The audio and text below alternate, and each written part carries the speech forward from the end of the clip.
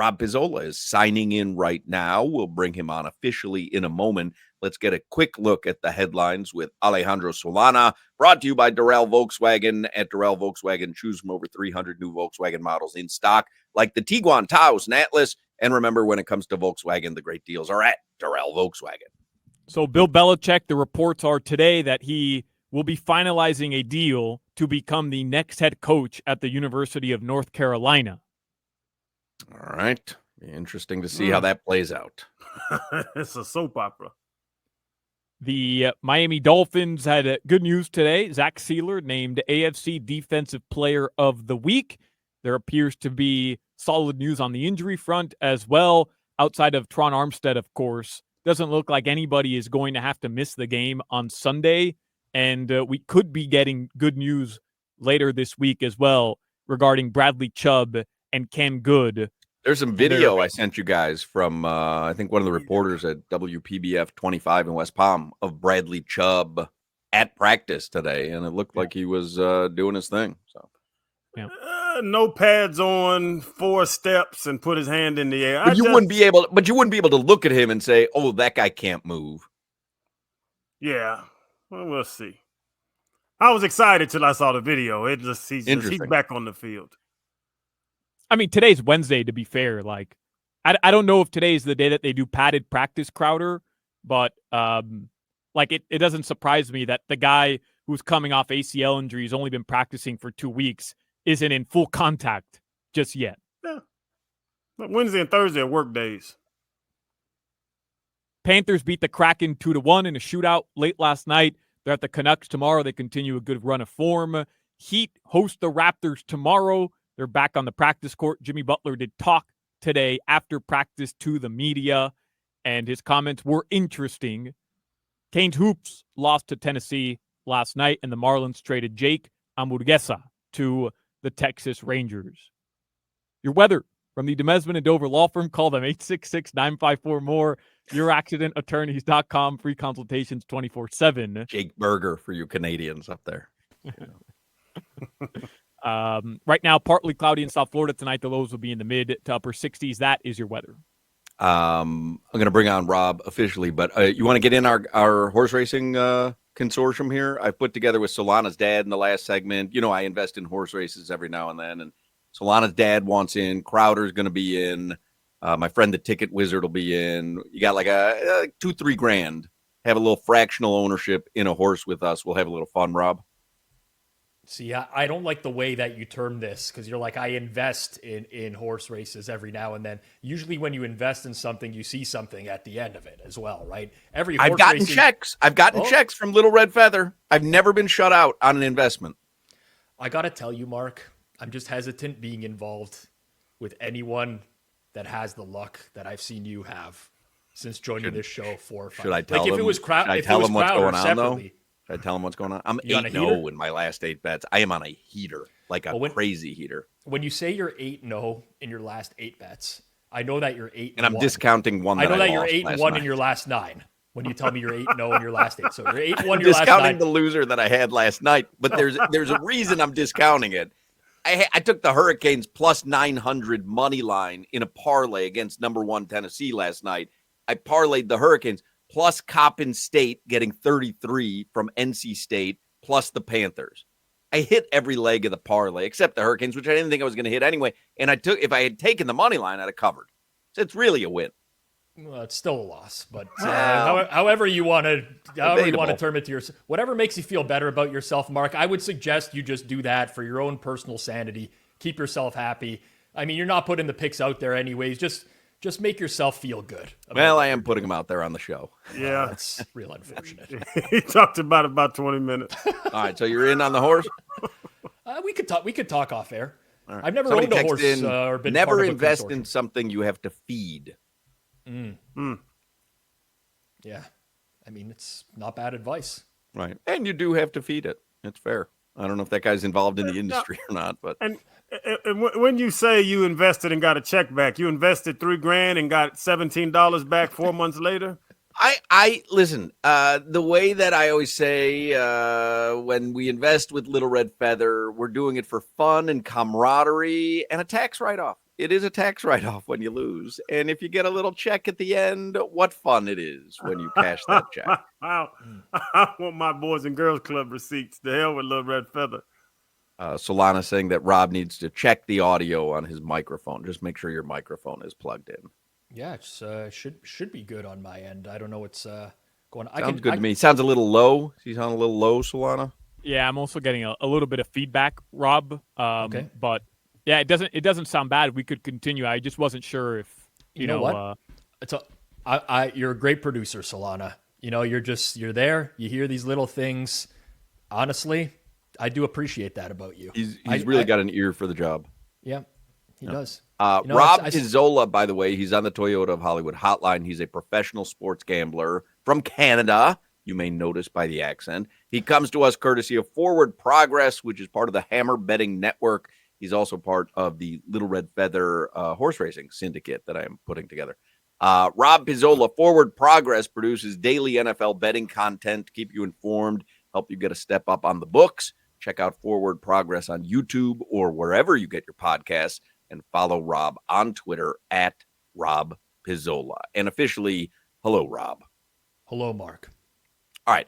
I'm on a bit of a heater, and I hope that it continues. I hope you're not the mush. But I really have. I've been hitting parlays. I've just been on a heater. That's all I'm saying. I don't listen. I don't want to toot my own horn. Let's move on. Let's go to the Dolphins game for Sunday.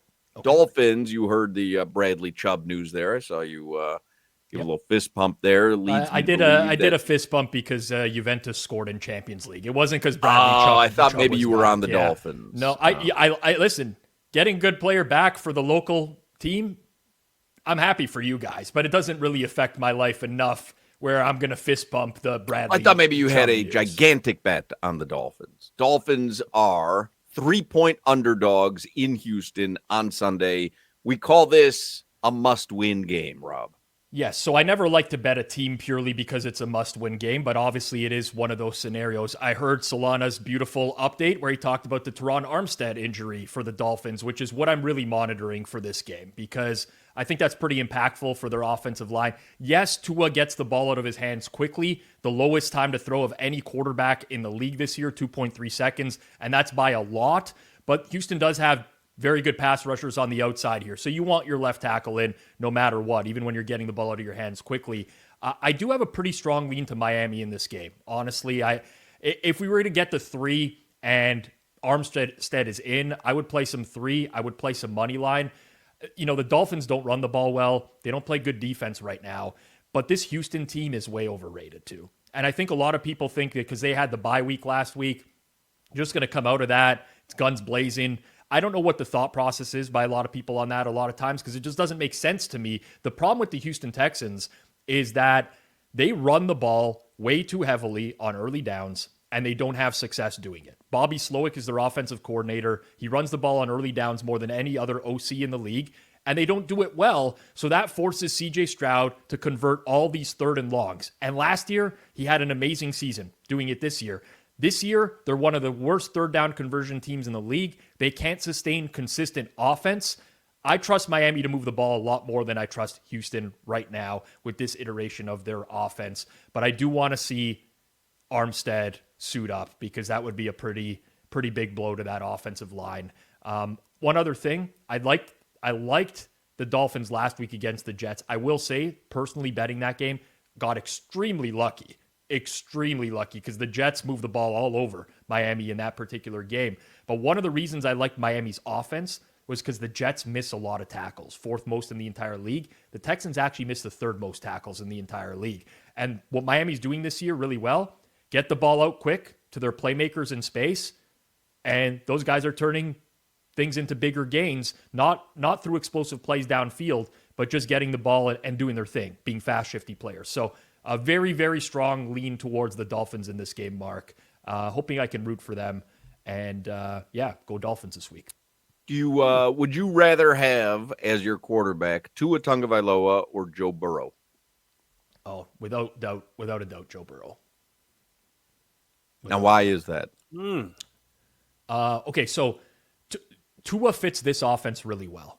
I think he's smart with the ball. Him and McDaniel have a good rapport together. He does not have the arm strength that Joe Burrow has, for one. I think if he were to run a lot of other offenses in the NFL, he would struggle to fit things into tight spaces downfield. I don't like having these conversations because I don't want to diminish Tua as a quarterback. He's good, but to me, Burrow is in the borderline elite level, and like he's not Josh Allen level right now. Isn't Tua statistically in the borderline elite level? Well, so was Brock Purdy last year. So was Jimmy Garoppolo when he played in the San Francisco 49ers offense.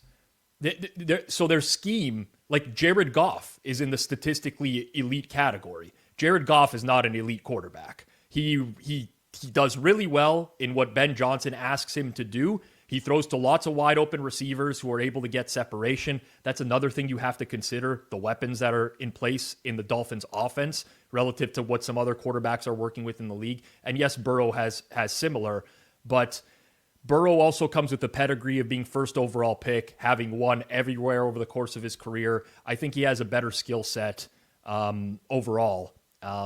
Again, hate doing that. Like I'm not here to diminish Tua, but I would take Burrow in an instant. I'm the only one who's taken Tua on this show and any guest that we've spoken to. So you're not on an island there. I'm on an island there, which that make you feel it funny, makes me feel right. Makes me feel right. Well, I mean, the guy yesterday guy last week spent all segment, talking about what a terrible gambler I am, and I went on one of the hottest streaks I've ever been on. So I'm going to say that this bodes well for my Tua argument. Funny enough, I actually had one of my worst weeks of the season as well. So you definitely won more than I did last week. I'll tell you. Wait till you see what happens with this horse that we're all going in. Cowboys +6 on Monday Night Football got to be one of the worst I've had in a while. They block the punt like this. Anyways, this is I'm a Cowboys fan. I barely ever bet the Cowboys this year. Finally, I got the spot. I'm like, this is it. It's going to happen. They're in it. They're covering the entire game. Block a punt. Of course, one of their players is going to go try to pick it up afterwards. Gives it back to the Bengals. Not only the Bengals not settle for a field goal, they score the touchdown. Jamar Chase, he's talking about after the game, he didn't even think about going down. He was always going to score. Anyways, I digress. I do have to move on and get over it. I know you don't really. This is going to make his head explode, Crowder and Solana, what my parlay was that night. Because, and I won, but this is going to make your head explode.